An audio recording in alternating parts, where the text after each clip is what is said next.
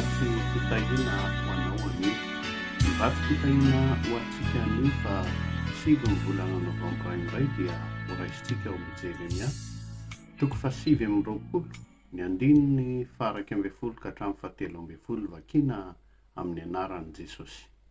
Fa izao mahalala ny hevitra everako anareo i Jehovah, dia hevitra atonga fiadanana fatsiloza, mba hanome anareo fanantenana ny amin'ny farany. Ary antso ahy ianareo ka handesy vavaka amiko dia hiaino anareo aho. Ary hitady ahy ianareo dia ho hitanareo aho raha katsahinareo amin'ny fona rehetra. Amen. Vavaka isika.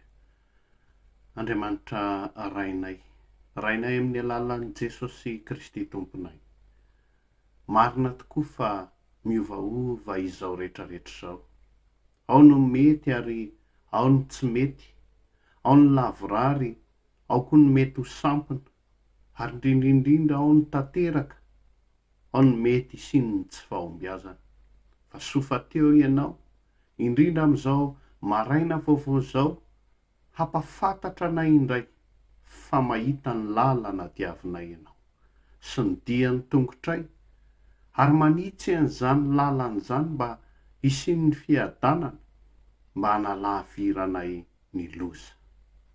Raisinay amin'ny anaran'i Jesosy Kristy Tompo anay ary, izay mihaino sy naheno ny tenim-pitahiana, ambaranao anio ny teninao manao hoe hiaino anareo aho ary ho hitanareo aho raha katsahanareo amin'ny fona rehetra. Ho aminay sy ny ankonanay mandraka arivany, ny fiadananao manana mbiampy amin'ny anaran'i Jesosy Kristy ilay handrina ny fiadanana no ametrahanay izany vavaka izany. Amen.